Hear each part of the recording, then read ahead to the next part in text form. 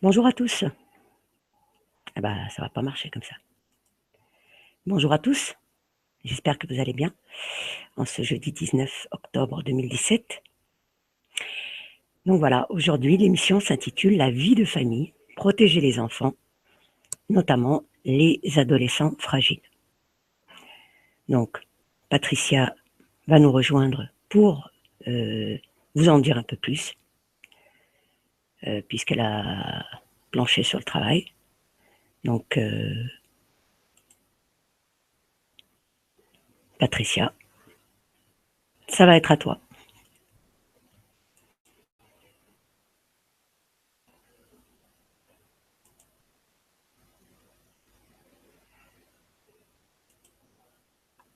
Alors j'ai peut-être un petit peu d'avance.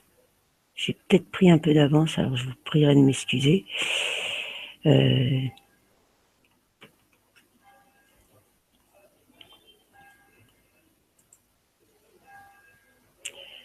Alors, tac.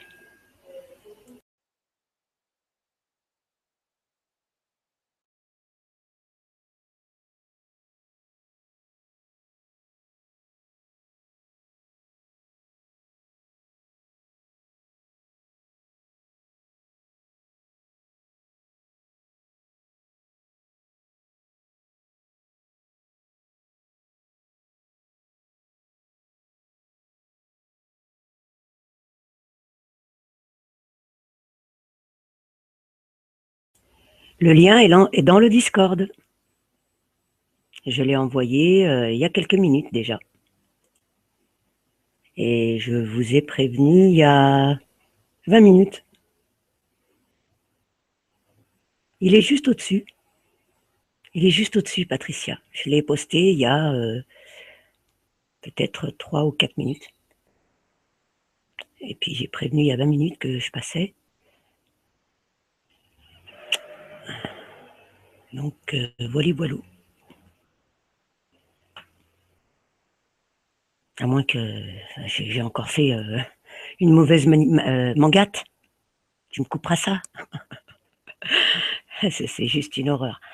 Non, il me semble que je suis bien sur notre radio, que le live est lancé, j'ai 5 spectateurs.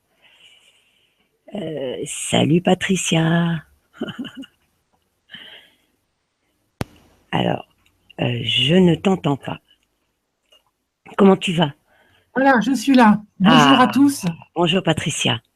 Nous attendons ta lumière. En ce qui concerne. Voilà, je suis là. En fait, j'avais allumé le Discord pour avoir le lien et le Discord ne m'a pas signalé qu'il y avait un nouveau message, donc je n'ai pas vu le lien en haut. Et D'accord. j'attendais patiemment le lien. D'accord. Je vous avais hier, en m'éclipsant discrètement, j'avais laissé un message justement, je disais que je me brancherais le matin aux alentours de 10h, ce que j'ai fait aux alentours de 10h15, justement pour prévenir. Donc j'ai fait un petit coucou ce matin et alors je ne sais pas si vous avez eu le message ou pas hier. Je n'ai pas voulu vous déranger pendant que vous Moi, je étiez n'ai en pas train vu de. le message. D'accord, d'accord. Bon, bah Il y a écoute, c'est pas des bien petits grave. problèmes effectivement de communication. Je ne sais pas où tu as posté le message, mais je n'ai pas vu. Je l'avais laissé dans le chat interne du live hier ou enfin du Hangout. Tu vois, Et on oui, a un et moi, chat. je n'ai pas vu. D'accord. J'avais pourtant le chat sur le côté et je n'ai pas vu. C'est pas grave, Patricia. Il est 11h03. Voilà, il y a pire. De toute façon, hein, comme j'ai dit, Manga, tu nous couperas ça au montage, hein, comme ça, on commencera dès que tu commenceras. Voilà, on fera en sorte que la vidéo commence dès que tu commences ton exposé, Patricia. C'est bon, je Donc, vais bah, te écoute, lancer. ouais, bah, écoute, je te souhaite un bon petit moment. Ah, Moi, je vais t'écouter. À je tout m'en de vais, suite. voilà, je m'en vais, moi, je savais pas que c'était un exposé. Faut que je tire tout de suite. Bah, tu peux rester, mais il faut que tu coupes ton micro. Non, mais moi, je dis rien, voilà, je coupe mon micro. Merci. Merci beaucoup. C'est un honneur. Alors, bonjour à tous. Alors, aujourd'hui, je vais vous parler d'un sujet qui est tout à fait différent des sujets que j'avais abordés jusqu'à présent. Ça fait partie un peu de mes combats. C'est la protection des enfants dans la famille, dans le monde dans lequel nous sommes actuellement, dans le cadre du monde dans lequel nous sommes, et puis dans le cadre plus général des enfants à venir et de ce qui peut se passer dans l'avenir. Alors, le sujet d'aujourd'hui, c'est les adolescents fragiles. Alors, j'ai commencé un peu à l'envers, ça peut sembler étrange, mais l'urgence, elle est justement dans ce domaine-là actuellement, même si l'adolescence, ça n'est que la suite de l'enfance et qu'on récolte à l'adolescence les fruits de ce qu'on a semé dans l'enfance. Alors, voilà comment je vais faire. Donc, je vais me poser d'abord la question de pourquoi commencer cette série sur la famille par les adolescents. Ensuite, essayer de parler de l'adolescence. Donc, qu'est-ce que l'adolescence? Est-ce que l'adolescence existe? Ensuite, faire un petit point sur les bases de l'adolescence, justement dans l'enfance. Mais je vais aborder ça très très rapidement parce que je ferai des émissions sans doute spécialisées sur tel ou tel sujet. Le remaniement à l'adolescence, l'histoire de vie de l'enfance et son issue à l'adolescence, la cristallisation, et puis une dernière partie sur l'adolescent solide ou fragile, sa fragilisation face au groupe, face aux parents et face au chaos social. Parce que un adolescent même qui s'est bien construit va être fragilisé par ce qui se passe à l'heure actuelle. Alors,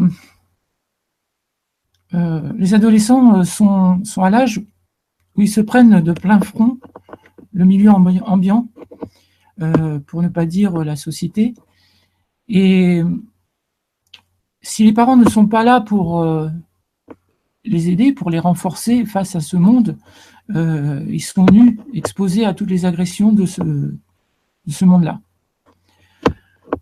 L'urgence, elle se situe sur les ados parce que en allant au lycée ou au collège, où de plus en plus, les lois sont celles de celui qui paye, c'est-à-dire que les régions sont financées par l'Europe, par l'Union européenne, et sont sous ceux qui sont mis en place dans la façon de gérer les collèges, doivent tenir compte des lois qui sont mises en place en Europe. Même s'il y a encore des lois en France, ce sont les lois de l'Europe qui vont dans l'esprit de la loi de plus en plus s'imposer. Et donc, la famille, dans ces lois, la famille est complètement déconnectée de son autorité. La famille, ça n'est plus la référence dans ces nouvelles lois, dans ces nouvelles façons de fonctionner. La famille est mise de côté. C'est-à-dire que dans la protection de l'enfance, par exemple, on va donner des droits de l'homme, on va donner des droits aux adolescents et qui ne tiennent absolument plus compte de la famille. Ce sera des droits qui seront donnés individuellement à chaque personne. Et notamment, par exemple, le droit de choisir son genre, par exemple. Et c'est dans la loi, c'est déjà inscrit dans des jugements européens, c'est inscrit dans des rapports, et il y aurait discrimination de la part d'un médecin de ne pas tenir compte du fait qu'une personne a le droit fondamental de changer de genre. Donc ça, c'est... on a le droit à l'avortement, on a le droit à la contraception, on a le droit... Tout ça, à partir du moment où un enfant va passer, un jeune, va passer par l'infirmière ou par l'assistante sociale du collège ou du lycée, ça ne passera absolument plus par la famille. Voilà. Alors, on pourrait dire, il faut lutter, il faut faire quelque chose, mais malheureusement, tout ce qu'on peut faire, c'est aider les adolescents, garder le contact, garder le dialogue avec eux. Et à moins que des adolescents soient vraiment bien dans leur tête, eh bien, ils auront du mal à résister aux idéologies qu'on va leur inculquer. Alors, il y a une offre dans cette société, c'est-à-dire qu'on va proposer dans les cours ou dans des groupes sortis de la classe avec des intervenants extérieurs, on va les faire parler sur ces choses-là. On va leur mettre dans la tête un certain nombre de choses qui seront liées donc toujours à cette idéologie, mais aussi à d'autres idéologies sur le sexe, sur la relation sexuelle, etc. On va sexualiser les enfants bien avant que ça soit leur âge. Et donc, on va leur présenter une offre sociale, une offre communautaire, une offre médicale, et les parents ne seront pas consultés du tout. C'est-à-dire que ces consultations gratuites, ces conseils gratuits se font au collège ou dans des consultations dans des centres sociaux départementaux, par exemple. Quand dans votre ville, vous avez un centre social, eh bien, il y a des consultations de médecins, il y a des consultations d'assistantes sociales, etc. À partir du moment où on considérera que c'est une maltraitance de ne pas accéder au désir de son adolescent, eh bien, les parents seront même mis en accusation. C'est-à-dire qu'un parent qui va résister sera mis en accusation. Donc voilà, un enfant de 13 ans qui se sentirait brimé dans son expression de genre, mais je prends le genre comme exemple, mais on peut voir la même chose en ce qui concerne la sexualité. Pourrait être retiré à sa famille sur la foi d'un rapport social de la protection de l'enfance. Et ça, c'est déjà possible aussi. Donc ce sont des choses qui sont tout à fait possibles dès maintenant. Et d'ailleurs, on a quelques exemples qui montrent que ça va arriver très vite. Parce que depuis cette rentrée, dans les lycées, dans les collèges et dans les écoles, a été mis en place par le ministère de la Santé tout un programme d'initiation à l'éducation sexuelle, ce qu'ils appellent éducation sexuelle, qui n'est pas une éducation sexuelle, mais une éducation à la sexualité. Donc, à toutes les sexualités, pas seulement celle à laquelle on pense qui serait celle classique, mais à toutes les sexualités, y compris celles qui sont dites déviantes, qui ne seront plus considérées comme déviantes, qui sont présentées comme non déviantes, comme un droit. Alors l'adolescence, est-ce que c'est quelque chose qui existe? Parce que l'adolescence, en fait, c'est pas une étape. C'est pas non plus un stade du développement de l'enfant ou de l'adulte. C'est un âge à part, c'est un passage entre l'enfance et l'adulte. En latin, adolescere signifie grandir. Et certains enfants, d'ailleurs, ne vivent pas d'adolescence. Ils passent à l'âge adulte trop tôt, et c'est pas non plus souhaitable, bien sûr, mais ils ne vivent pas vraiment ce passage parce qu'ils sont plongés dans une réalité dès leur enfance. Et leur enfance ne peut pas être vécue normalement. L'adolescence, c'est donc un âge où l'enfant remanie et cristallise son histoire personnelle, de manière à s'individualiser dans l'âge adulte. Donc l'adolescent n'est plus vraiment un enfant, il n'est pas non plus un adulte. Et bien que ses modes de défense et ses besoins sont encore ceux d'un enfant. Donc c'est un âge qui ne doit pas être coincé dans un carcan théorique. On ne peut pas dire ah, c'est un adolescent. C'est un adolescent, alors il va avoir telle caractéristique. Parce que chaque enfant est différent. Et on trouve aussi bien les problèmes d'un enfant chez un adolescent que des problèmes qui sont déjà ceux des adultes en difficulté. Donc on fait malgré tout, de fait, souvent qu'on a coïncidé l'adolescence avec le développement considérable de la puberté, la croissance en taille, la maturité sexuelle et les caractères sexuels secondaires qui vont donner une silhouette féminine ou masculine typique qui donne l'impression qu'on a déjà des adultes. Et en fait, Le développement du corps ne suit pas forcément ce rythme-là. Le psychisme ne suit pas forcément ce rythme-là. Et ce rythme, c'est encore celui de l'enfance. Et c'est aussi les prémices du psychisme adulte, étant donné que tout se cristallise, tout se rigidifie. Hein, on va voir ça après. Alors, un ado, c'est d'abord un enfant qui a grandi. J'avais intitulé cette partie les bases de l'enfance, l'attachement sécure, la construction de l'identité, la phase de latence, la puberté, vers les fonctions de l'adulte.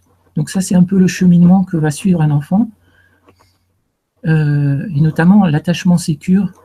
Je ferai une émission sur ce sujet-là plus tard, parce que c'est un sujet à part entière. Donc, pour aller très très vite, donc un ado, c'est d'abord un enfant qui a grandi, avec des bases de sécurité bonnes ou mauvaises. C'est-à-dire qu'il faut avoir de bonnes bases pour construire quelque chose de solide.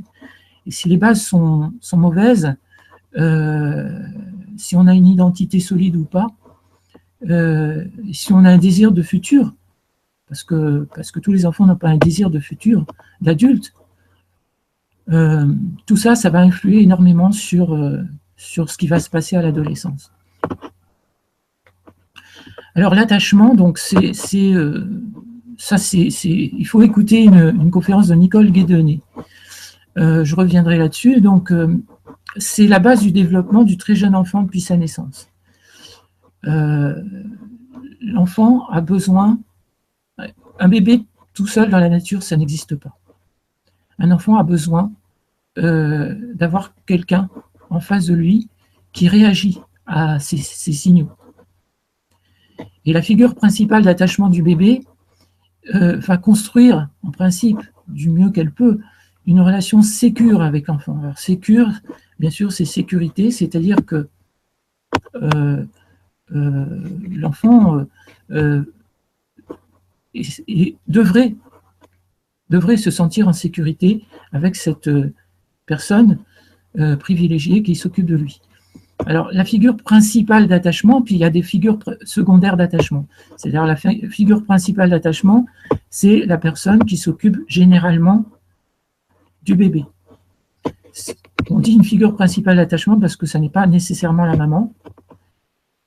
Ça peut être la personne qui passe la majorité du temps avec le bébé. Donc, selon les situations, ça n'est pas nécessairement la maman. Et le bébé va construire une relation privilégiée avec cette personne. Alors, l'attachement, donc, c'est le plus souvent à la mère, et qui est une base de sécurité affective et concrète au sens où c'est une base, elle veille à la sécurité physique du bébé, à ses besoins, mais c'est aussi une base de sécurité affective qui répond de manière adaptée aux mimiques du bébé, à ses besoins d'attachement, à son sentiment de faire partie de ce monde, en fait, si on veut voir les choses d'un peu plus haut. Et chez l'adolescent, donc cette base d'attachement sécure reste centrale pour affronter les vicissitudes du monde adulte. Si quand on était bébé, on a eu un attachement sécure avec cette personne principale, eh bien, on pourra retourner vers elle à l'âge adulte ou à l'âge d'adolescence quand on ne se sent pas en sécurité, quand on sent qu'il y a quelque chose qui ne va pas, on retournera voir cette personne à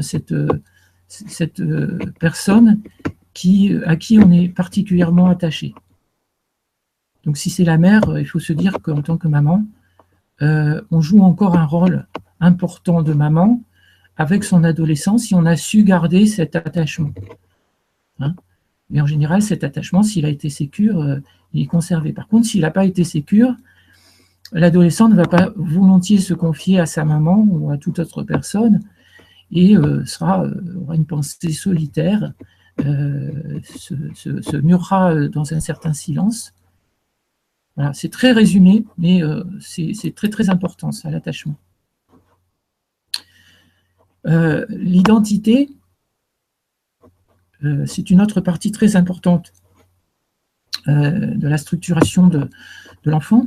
Et l'identité, elle est basée sur la structure du cerveau, c'est-à-dire que l'identité sexuée, par exemple, c'est l'identification au sexe identique.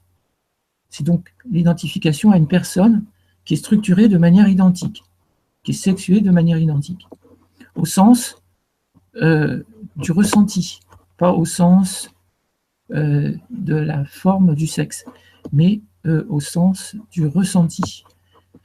C'est très important parce que l'identité est déjà une forme, un squelette, une sorte de structure de base avant la naissance, et elle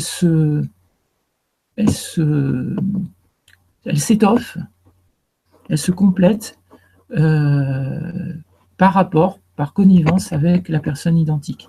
Là aussi, je survole de manière rapide, parce que c'est un sujet aussi qui doit être développé, qui est très important dans ce qu'on pourra aussi dialoguer avec l'enfant plus tard.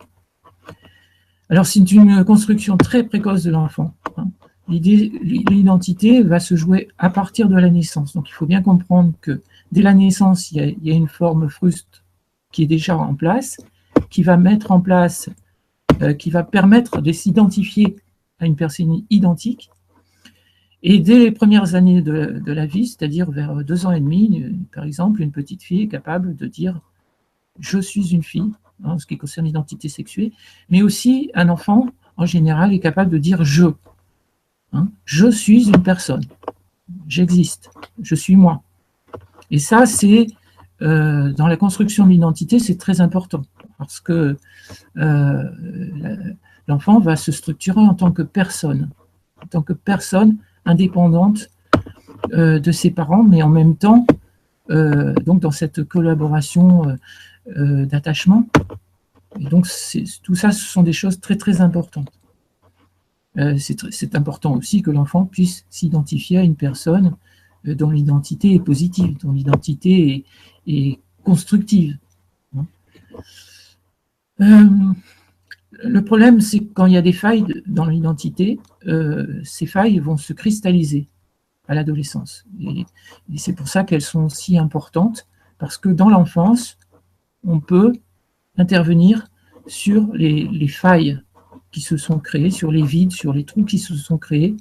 À l'adolescence, ça sera plus possible parce que il y a un phénomène de mise sous cloche à l'adolescence. J'en parlerai après. Alors, la phase de latence. La phase de latence, c'est une phase traditionnelle en psychologie qui est une phase qu'on considère comme une phase à bas bruit. C'est une phase de développement de l'enfant qui est silencieuse. Et c'est aussi une période à risque pour le futur parce que malgré tout, les parents pensent que tout va bien, tout est sous contrôle, et les parents relâchent leur relation d'attachement, relâchent le portage, relâchent les soins qu'ils prodiguent à leur enfant en pensant qu'il n'en a plus besoin, que tout va bien. Et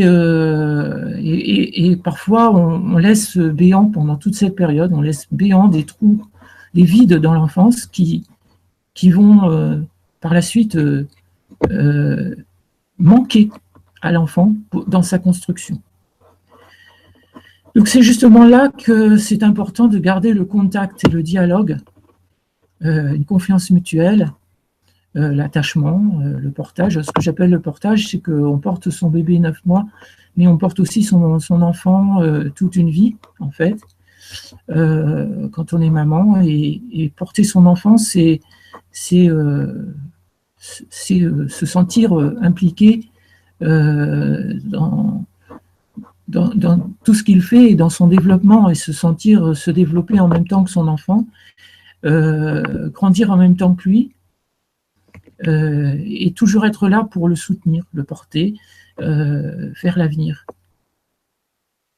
Je ne sais pas si c'est facile, si c'est clair cette façon de définir. C'était pas dans mon texte. Alors, la puberté, c'est la modification rapide du corps. Donc, sa sexuation véritable et visible. C'est ce qui va occuper principalement l'adolescent. Il va se centrer beaucoup là-dessus, sur le développement de son corps, soit en l'acceptant, soit en le refusant. Et en refusant de passer de l'âge d'enfant à l'âge d'adulte, je veux dire.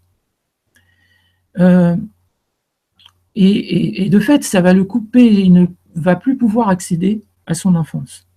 Ça va le couper de l'enfance, et ça ne va pas vraiment le faire entrer encore dans l'âge adulte, parce qu'il y a encore beaucoup de maturation psychologique qui est nécessaire.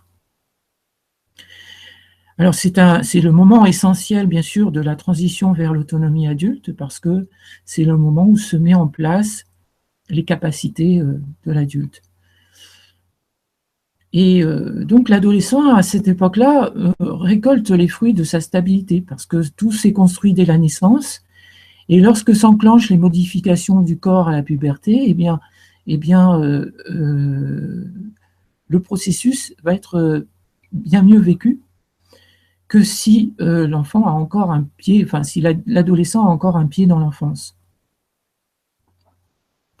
Et donc il va être plus apte à bien vivre toutes ces transformations si il a eu en amont une enfance, alors je dis stable, mais c'est un mot qui demanderait à être défini. Je vais le laisser comme ça. Et donc à l'adolescence, il y a un remaniement psychologique. Alors, très très rapidement, je ne veux pas parler de pathologie. J'ai un bouquin de 600 pages sur la psychologie de l'adolescence, sur la pathologie de l'adolescence. Donc, c'est un sujet très très vaste et très complexe, aussi complexe que l'adulte et aussi complexe que l'enfant. Donc, on a les deux réunis dans une seule explication, enfin dans une seule perspective. Alors, je parle surtout, en fait, des adolescents qui sont fragilisés, mais dans le cadre d'un fonctionnement dit normal. Mais il existe aussi des pathologies. Et en pathologie, on distingue plusieurs catégories. Il y a la pathologie des conduites et les pathologies classiques qui sont en rapport avec des regroupements dits nosographiques qu'on trouve chez l'adulte. Dans la pathologie des conduites, par exemple, c'est pas complet, hein, c'est extrêmement résumé. Dans la pathologie des conduites, il y a par exemple le passage à l'acte, les fugues, les suicides, le vol et la violence. Donc ce sont des conduites qui risquent d'être fatales ou d'être délicates pour l'adolescent. Les conduites centrées sur le corps, c'est-à-dire cette fois-ci centrées sur soi. Donc les perturbations alimentaires comme l'anorexie et les troubles du sommeil. Et puis, donc ça, c'est en quelque sorte une pathologie de ce qu'on observe, hein, c'est toujours sur des signes qu'on observe. Et les troubles de la sexualité. Alors là, sans préciser, parce qu'on entrerait dans des distinctions qui sont par ailleurs critiquables. Mais ça peut être une conduite, ça peut être l'expression de quelque chose quand on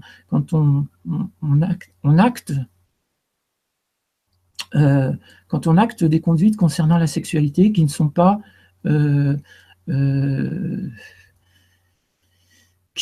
celles que classiquement un enfant bien dans sa tête vivra, quoi. Donc des choses qui sont marginales, qui peuvent exprimer une pathologie.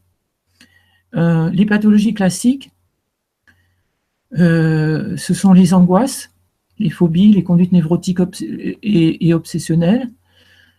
Ça, ce sont les grands classiques, hein. La dépression, l'angoisse de séparation, le refuge narcissique. les psychoses, si tant est qu'on continue à parler de psychose, la schizophrénie, si tant est qu'on continue de parler de schizophrénie, mais enfin, ça fait partie des regroupements de psychiatrie classiques chez l'adulte et qui sont donc considérés comme pouvant se produire chez l'adolescent.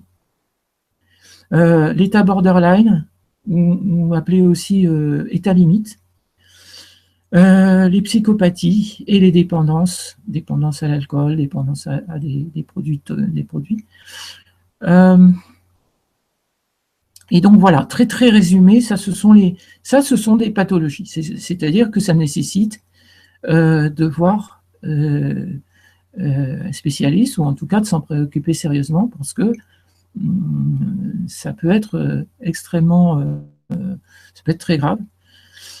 Et moi, ce que je veux plutôt, ce sur quoi je vais insister, les pathologies ont leurs racines profondes dans la petite enfance. Que ce soit chez l'adulte, que ce soit chez l'enfant. Les pathologies, même éventuellement les plus graves, elles peuvent avoir des fondements biologiques, des fondements génétiques, mais ces pathologies ont leurs racines dans la petite enfance. Quand elles sont psychologiques, comme les borderline, si tant est aussi que ce n'est pas une psychose et qu'elle n'est pas provoquée par un fonctionnement différent du cerveau, etc., elles ont leurs racines profondes dans la petite enfance, et on va assister à l'adolescence à un remaniement de la personnalité selon ses difficultés particulières. Et donc, certaines mènent à ces pathologies.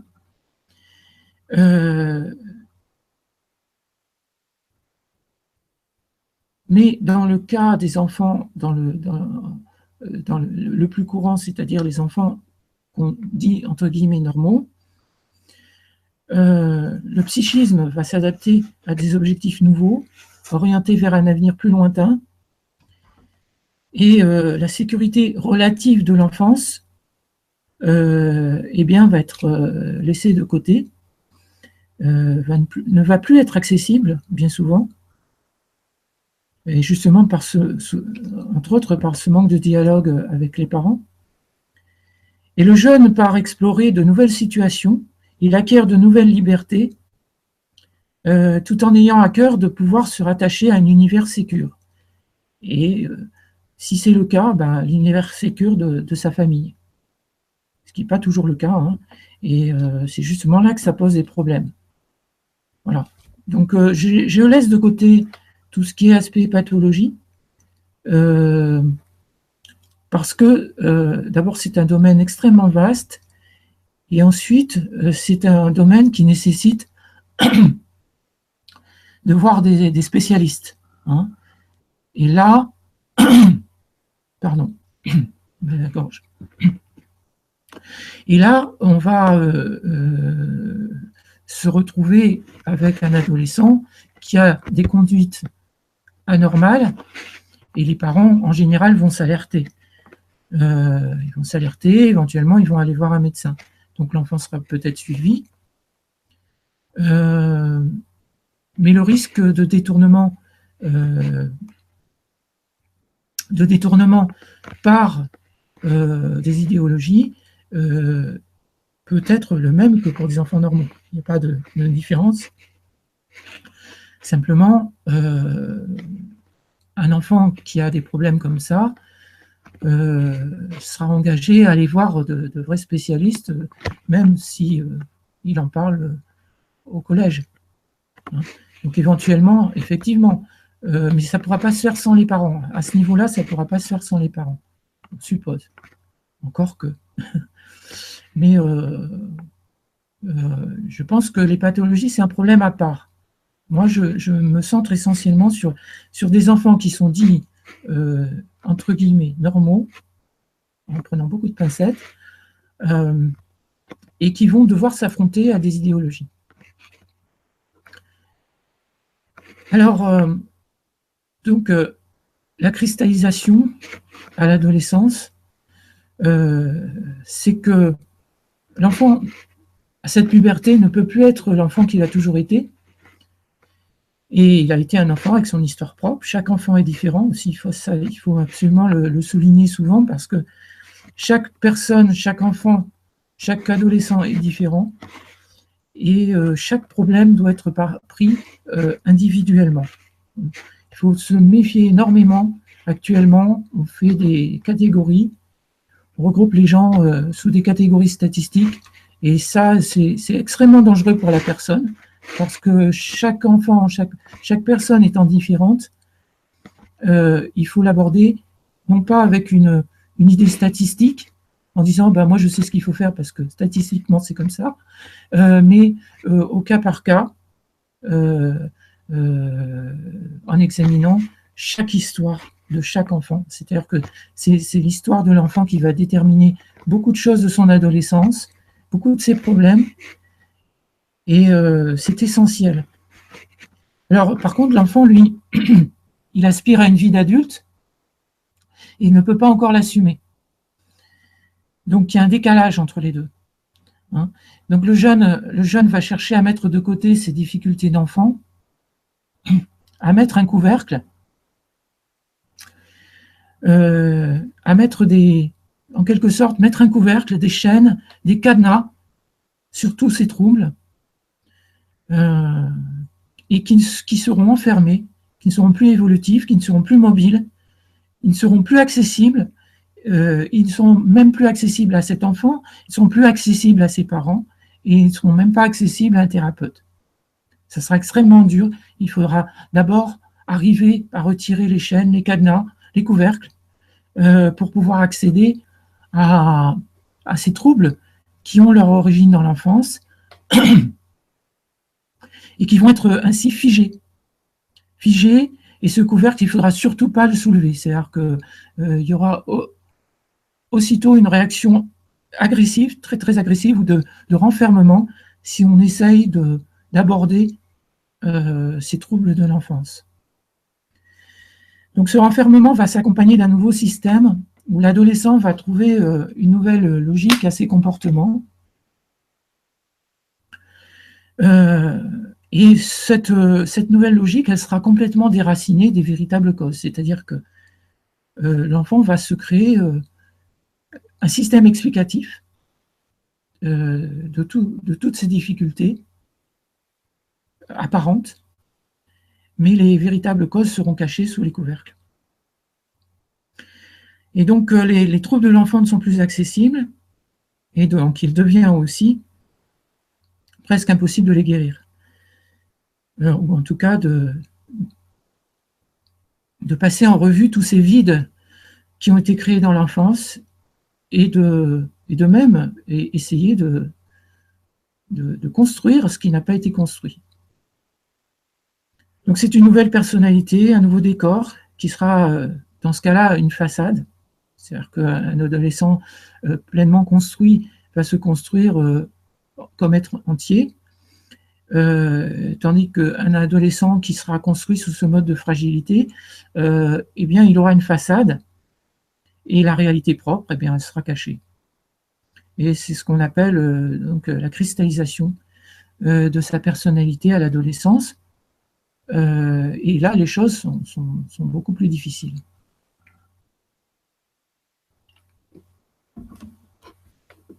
Alors, la dernière partie,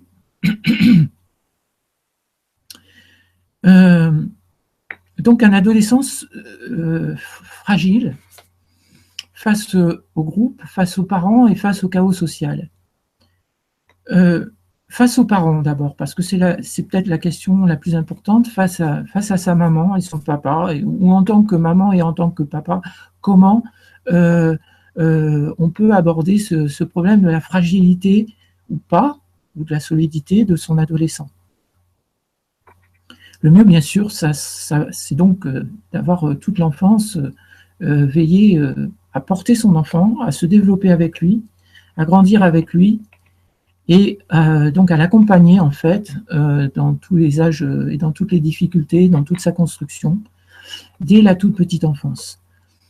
Maintenant, si on si on pense qu'on a un adolescent solide, c'est un problème parce qu'on peut imaginer qu'un adolescent, justement, s'il a une belle façade, s'il a une façade bien construite, ses problèmes sont bien sous cloche, les parents vont avoir tendance à se dire tout va bien, nous, notre rôle est presque terminé, alors que justement, ça aurait été le moment d'avoir ce côté,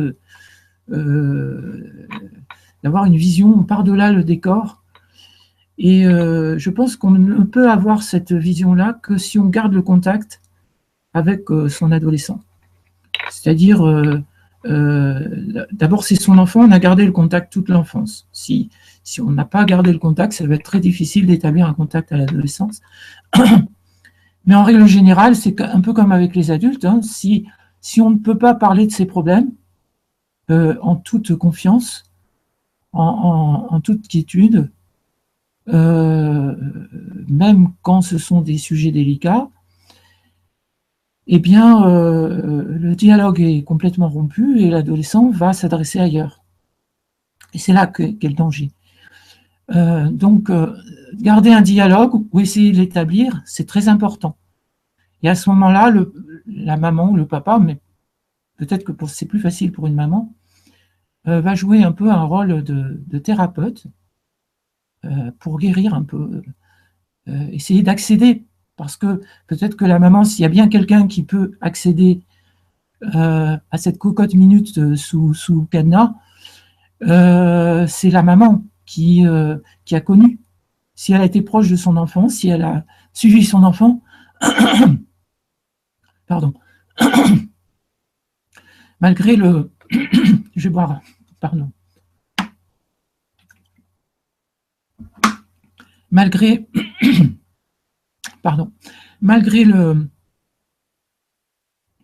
les problèmes, du coup, je ne sais plus où j'en étais. Donc, l'adolescent, même s'il semble solide, la maman va peut-être pouvoir avoir accès à l'arrière de la façade et ressentir cette fragilité. Et donc, essayer, coûte que coûte, même parfois, si c'est un affrontement, à mener un dialogue. Est-ce que ce dialogue puisse avoir lieu à ce que cet enfant sente qu'il a quelqu'un en face de lui qui peut être une personne ressource, on va dire ça comme ça, de façon un peu détachée, plutôt que d'aller se confier à une infirmière ou à une assistante sociale à l'extérieur. Donc, c'est quand même mieux quand c'est la maman, en plus, ou le papa, ça peut être exactement pareil, tout dépend. En général, la personne qui aura le plus de facilité, c'est la figure principale d'attachement. Parce que c'est vers cette personne-là, quand elle a été sécure, c'est vers cette personne-là que l'enfant se tournera en premier. Quand il a un problème, c'est toujours vers cette personne-là que l'enfant retourne. C'est souvent la maman dans 90%, on va dire, des cas, peu importe. Mais donc la figure principale d'attachement. Donc c'est souvent la maman, et la maman est peut-être plus à même de ressentir la fragilité qui est cachée, et donc pouvoir comprendre, pouvoir recueillir déjà des témoignages. Quand ça ne va pas, recueillir le témoignage. Maman, ça ne va pas. Voilà, maman, il y a quelque chose qui ne va pas en moi. Et donc, à partir de là, on peut commencer un dialogue. Et si un enfant se réfugie dans le silence complet, il ne faut peut-être pas lui parler effectivement de scolarité, mais plutôt lui parler de choses sensibles qui concernent directement sa fragilité. Donc je dis, ça peut être un affrontement parfois, un affrontement en toute confiance, en toute franchise, mais en toute limpidité, si possible. Je pense que les parents doivent donner d'eux-mêmes dans ces cas-là. On ne peut pas seulement se réfugier dans une attitude de parents comme censeur ou comme éducateur. Là, c'est comme être sensible et engagé complètement face à son enfant qu'on peut arriver à des résultats. Alors, l'enfant peut être fragilisé par des causes familiales, mais il peut être fragilisé face au groupe parce que, justement, sa personnalité elle-même est de toute façon une personnalité en question, avec une sorte de façade, et le groupe va fendiller cette façade, ou en tout cas va la mettre à rude épreuve. Et dans ces cas-là, on peut avoir un effondrement de cette façade. Par exemple, dans le cas des états limites, on peut avoir un effondrement. Les états limites, c'est un peu une construction qui est comme une façade, hein, c'est-à-dire que l'identité est fracturée. Dans les états limites, l'identité est fracturée, et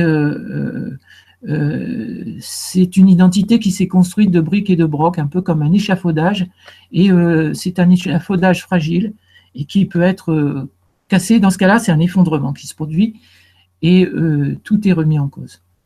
Et donc, il peut y avoir, par exemple, une perte de réalité et une fuite dans la psychose, dans la perte de réalité, c'est-à-dire que c'est plus le réel qui est important, c'est un monde disloqué qui apparaît à la place de cette façade qui avait l'air quand même de tenir le coup.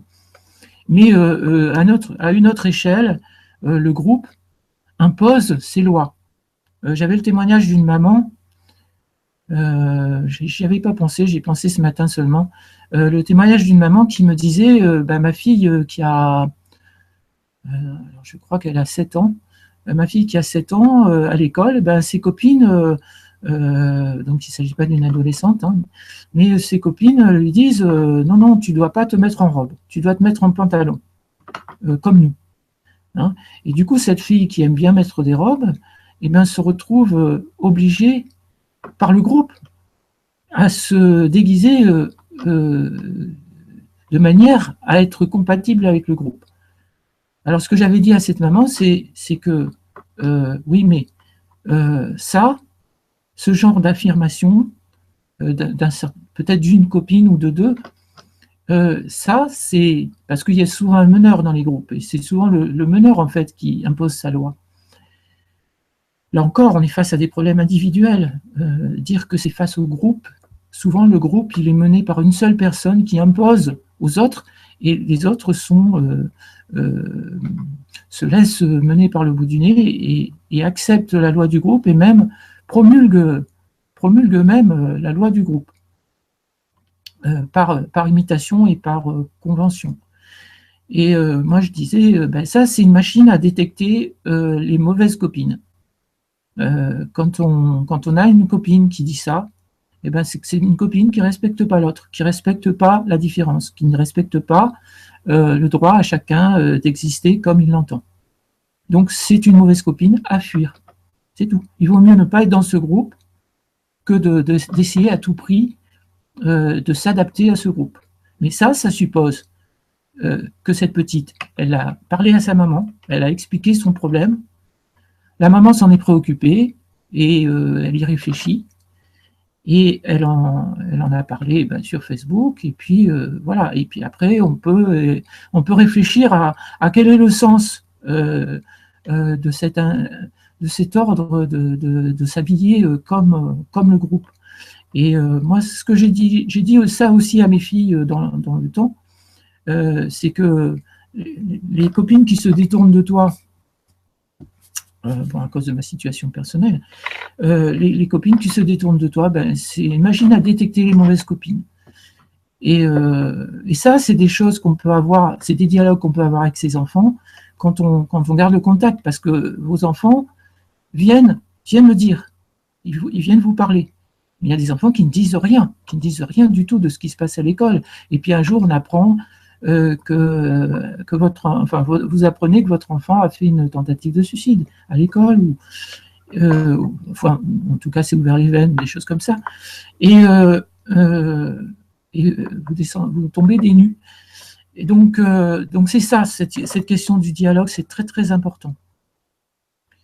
Et on se trouve aussi une fragilisation face à ce chaos social qui consiste à gouverner le monde avec des idéologies avec des médias qui inculquent sans cesse des modèles à tous ces adolescents qui souhaitent justement s'intégrer dans le monde social, souhaitent s'intégrer dans un monde social, et donc ce monde social, ils l'observent et cherchent un peu leur voie à eux dans ce monde-là. Et le monde qu'on leur présente, c'est ce monde-là.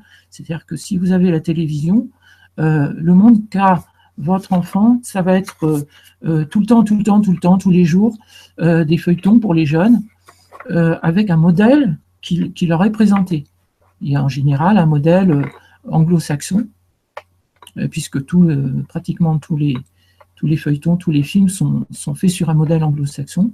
Donc vous allez avoir constamment, alors il y a la télévision, mais il y a tout le reste. Il y a aussi justement le groupe qui inculque une certaine convention sociale, parce que les autres ados du groupe sont eux-mêmes influencés par les médias, par l'exemple aussi, hein, l'exemple d'une société en train de tomber dans le chaos.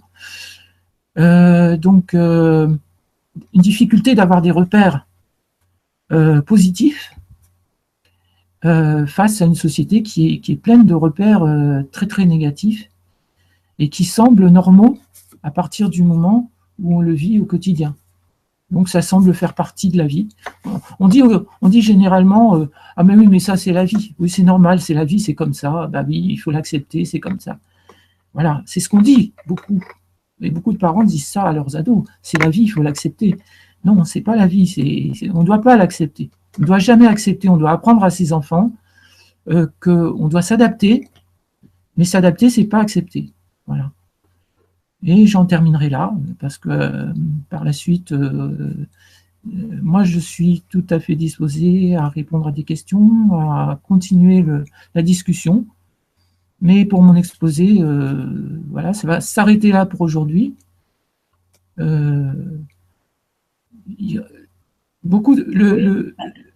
Oui, alors le dialogue avec les parents, c'est quelque chose qu'il faut approfondir. Mais je pense que à l'adolescence, on va se retrouver devant les fruits de ce qu'on a semé. C'est-à-dire, si on n'a pas semé le dialogue avant, eh ben, il va pousser beaucoup plus difficilement. Ça n'empêche pas d'essayer de le mener, et ça n'empêche pas non plus, je pense, de ressentir la fragilité de son adolescent. Voilà. J'en ai terminé. C'est ça, ouais, surtout. Eh ben, écoute, Patricia, on va clore.